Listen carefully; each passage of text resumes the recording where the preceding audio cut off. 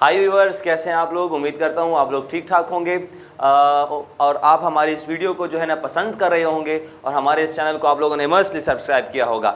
और जो हमारे चैनल में बिल्कुल नया है तो और पहली दफ़ा ये वीडियो देख रहा है तो आप लोगों से रिक्वेस्ट है कि सब्सक्राइब करें कि आपको हमारी नई नई वीडियो जो है वो अपलोड होती रहें और आप उनको देखते रहें और उनसे लुत्फ़अंदोज़ होते रहें। अब इसके अलावा जो है हमारा जो टॉपिक है आज का, तो वो हम 2 लेक्चर्स कर चुके थे जर्नल कंसेप्ट के ऊपर, addition, subtraction and scalar multiplication about the two matrices. तो जो 2 मैट्रिसेस थे उन 2 मैट्रिसेस में हमने एडिशन, सब्ट्रैक्शन और मल्टीप्लिकेशन कैसे करनी थी तो वो हमने पिछली वीडियोस में जो है ना वो डिस्कस किया था। अब उनके ऊपर हम जो है ना क्वेश्चंस कर रहे हैं कि आप किस तरीके से जो है ना इन क्वेश्चंस को अटेम्प्ट करते हैं within addition, subtraction and scalar multiplication. ठीक है जी, उन्हीं कंसेप्ट को हम स्टडी करेंगे। अब ऐसा है बेटा कि हमारे पास जो है पहला क्वेश्चन ये है, कहता है कि let A and B is 2/3, कि हमारे पास एक मैट्रिक्स है A। तो मतलब कि आपके पास जो मैट्रिक्स A है तो वो A जो है बेटा, A आपके पास कौन सा मैट्रिक्स है, 2/3, और B भी आपके पास क्या है, 2/3 है। अब let C and D is 2² तो 2² का मतलब ये होगा कि वो एक स्क्वायर मैट्रिक्स में है, दैट मीन्स कि वो 2/2 है। तो C भी आपके पास 2/2 है और D भी आपके पास 2/2 होगा। तो वो आपसे आंसर में ये मांगते हैं कि ऑपरेशन पॉसिबल है या नहीं है। तो हमने कंसेप्ट के अंदर ये पढ़ा था कि अगर आप लोगों के पास 2 मैट्रिक्स जब प्लस होते हैं या वो माइनस होते हैं तो उनका ऑर्डर सेम होना लाजमी है। तो यहां पर ऑर्डर का सेम होना लाजमी है। तो सबसे पहले क्वेश्चन तुमसे आपसे ये कह रहा है कि ऑपरेशन पॉसिबल है या ये ऑपरेशन पॉसिबल नहीं है। तो सबसे पहली बात देखें, ए के पास क्या ऑर्डर था, 2/3 का, दैट मींस ए के पास भी 2/3 का ऑर्डर है और बी के पास भी 2/3 का ऑर्डर है और ये दोनों प्लस हो सकते हैं। तो हम ये लिखेंगे यस पॉसिबल, ये पॉसिबल है। पहले का जवाब तो उसको दे दिया कि ये क्या है, ये पॉसिबल है। दूसरा क्या कह रहा है, एंड, और ये बताएं कि इनका डायमेंशन, आंसर का डायमेंशन क्या होगा। तो उसके आंसर का डायमेंशन आपको मैं कंसेप्ट में बता चुका था कि प्लस में या माइनस में अगर ऑर्डर सेम है तो वो प्लस और माइनस भी हो सकते हैं और उनका आंसर का जो ऑर्डर होगा, जो डायमेंशन होगा, तो वो भी जो होगा वो यही वाला होगा जो इन दोनों का सेम है। दैट मीन्स जो आंसर आएगा किसका, A+B का, तो वो A+B का जो आंसर आएगा तो वो भी 2/3 होगा। अब यहां पर देखिए B को, तो B क्या है, B आपके पास 2/3 है और D क्या है, तो D आपके पास 2/2 है, because C and D is 2²। तो ये अब क्या है बेटा, 2/2 है। अब इनको अगर प्लस करूं तो ये दोनों सेम नहीं है, अगर सेम नहीं है तो ये नॉट पॉसिबल, ये पॉसिबल नहीं है। और अगर 2 मैट्रिक्स आपस में पॉसिबल नहीं होते सो दैट मीन्स के यहां पर उनका आंसर जो होगा वो नहीं आता, और अगर आंसर नहीं होगा तो उनका डायमेंशन नहीं होगा। अब यहां पर देखिए A है, तो यहां पर ये स्केलर मल्टीप्लिकेशन है, लेकिन इस स्केलर मल्टीप्लिकेशन को समझने के लिए सबसे पहले ये 2 क्वेश्चन करते हैं तो फिर आप इसके ऊपर समझ जाएंगे कि ये क्या कहना चाह रहा है। तो देखिए बेटा, क्वेश्चन नंबर 2 में क्या कहता है कि मल्टीप्लाई करें फॉलोइंग को। दैट मीन्स के यहां पर बाय 2 का मतलब कि इस मैट्रिक्स में मल्टीप्लाई करेंगे 2 को ऑन बोथ साइड, दोनों तरफ, तो 2 यहां पर भी मल्टीप्लाई होगा और 2 यहां पर भी मल्टीप्लाई होगा। तो 2 को मल्टीप्लाई करने से ये 2 इस 1 के साथ मल्टीप्लाई होगा तो 2 1 2 हो जाएगा, ये 2 इस 2 के साथ मल्टीप्लाई करने से 4 हो जाएगा, ये 2 इस 3 के साथ मल्टीप्लाई करने से 6 हो जाएगा। देन अगर आपसे ये कहता है कि ये एक B का मैट्रिक्स है और आपने बाय P, आपने P को मल्टीप्लाई करना है और ये जो P है ये एक रियल नंबर है। मैं इससे पहले भी कंसेप्ट में आपको जो वीडियो बना चुका था वहां पर बोला था कि रियल नंबर आपका चैप्टर नंबर 2 है तो उसमें हम डिटेल से स्टडी करेंगे कि what is real number and what is complex number. तो फिलहाल के लिए रियल नंबर को आप ये समझे कि जितने भी सेट्स हैं वो हमारे पास रियल नंबर हो सकता है, even number, odd number, integers number, तमाम के तमाम जो है वो हमारे पास रियल नंबर है। तो मतलब P कोई भी रियल नंबर हो सकता है। तो मल्टीप्लाई मल्टीप्लाई बाय क्या, multiply by p on both side, दोनों तरफ क्या मल्टीप्लाई करेंगे, p को मल्टीप्लाई करेंगे, p B is equals to p, या जाएगा a b c d e f, ठीक हो गया जी। और P B is equals to, यहां पर p जब अंदर हल होगा तो A P B P C P और D P E P F P, और ये इसका क्या आ जाएगा, रिक्वायर्ड आंसर आ जाएगा। दैट मीन्स के स्केलर मल्टीप्लिकेशन में कोई ऑर्डर की जरूरत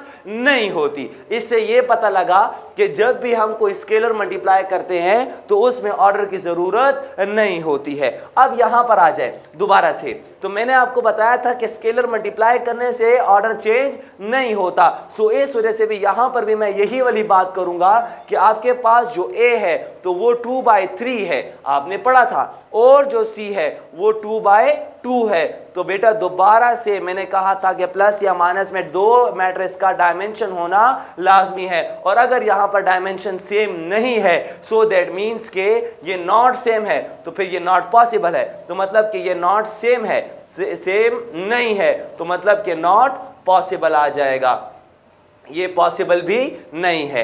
अब यहां पर देखिए स्केलर मल्टीप्लाई हो रहा है, तो मैंने बताया था कि स्केलर मल्टीप्लाई से कोई किसी किस्म का मसला क्रिएट नहीं होगा, उनका डायमेंशन सेम रहेगा। तो c क्या था, 2/2 था, और d क्या है, 2/2 है। दैट मीन्स कि ये क्या हो सकते हैं, प्लस हो सकते हैं। ये क्या है, ये सेम है। अगर ये सेम है तो ये पॉसिबल है, और अगर ये पॉसिबल है तो इनका आंसर भी होगा। दैट मीन्स कि ये दोनों जब आपस में इकट्ठे होंगे तो इनका जो ऑर्डर होगा तो ऑर्डर भी 2/2 की ही फॉर्म आएगी। ये हमने कंसेप्ट में ही पढ़ा था और इस क्वेश्चन में भी डिस्कस कर लिया। आते हैं क्वेश्चन नंबर 3 पर।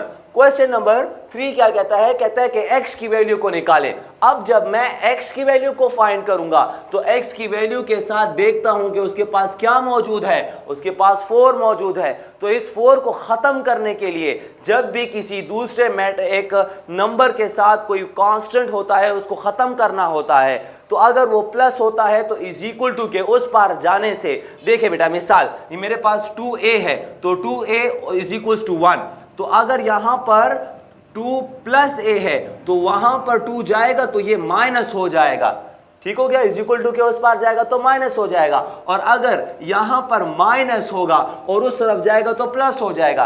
अब यहां पर क्या है, मल्टीप्लाई है, तो मल्टीप्लाई को क्या करेंगे, डिवाइड करेंगे। मल्टीप्लाई को क्या करेंगे बेटा, डिवाइड करेंगे। जब आप इनको मल्टीप्लाई को क्या करते हैं, डिवाइड करते हैं, तो यहां से ये क्या हो जाएगा, कट जाएगा, और यहां से आपके लिए a की वैल्यू निकलेगी।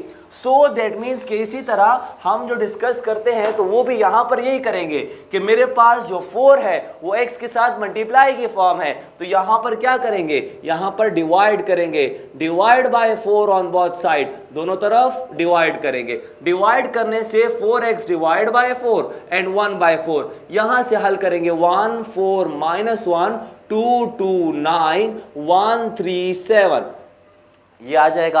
अब यहां से 4 4 क्या हो जाएगा, कट, और x की वैल्यू फाइंड होगी।